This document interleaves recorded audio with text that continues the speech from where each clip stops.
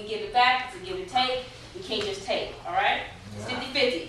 So the first part I really want to have the honor of introducing, he is a spoken word artist who is never modest. He is the host of Friday Night Flows. You may have seen some of the flyers in the room, and also the radio station. What is your radio station? KLBC.org.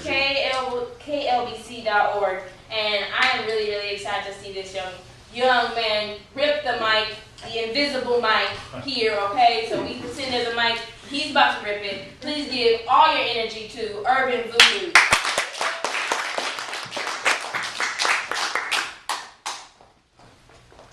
Thank you. How y'all doing tonight? All right. Yeah, we want to bring this energy up, don't we? What's good? Yeah.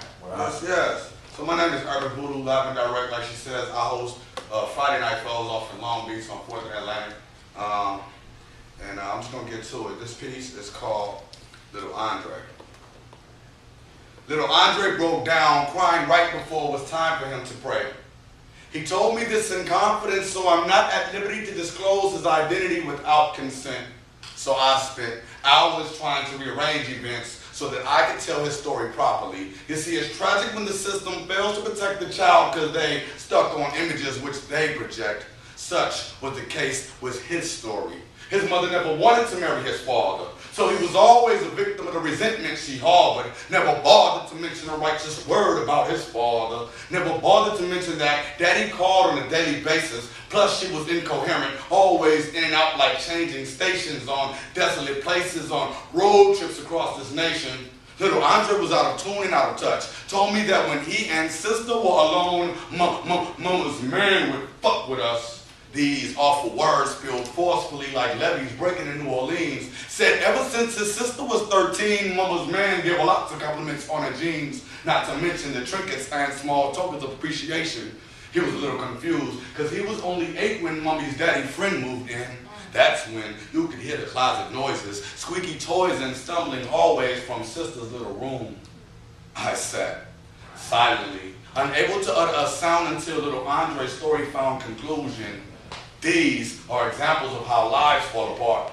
It's like a chain reaction. Most times parents are the spark. Be watchful of your seeds. This is a goldfish tank full of sharks.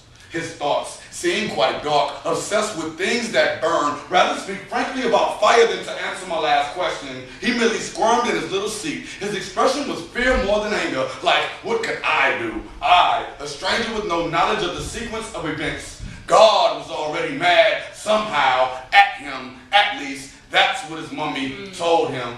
His sister, she was merely a child, a heart filled with the symphony of butterflies. Her mind had the wisdom of a sage and the magic of unicorns, born into a world uncomfortingly exposed. Her sleep was dead silence, as if only awakening into the comfort of morning, only to awaken into the oppressing hands of related foes. Her clothes, soiled and ragged, her face decorated with trails of tragic fear, found herself cringing in a corner, pleading for a way out. It could have been you, she often thought as the chorus of insults ensued on the playground. Each day she was met by a choir of carolers who sang in unison the most hurtful songs.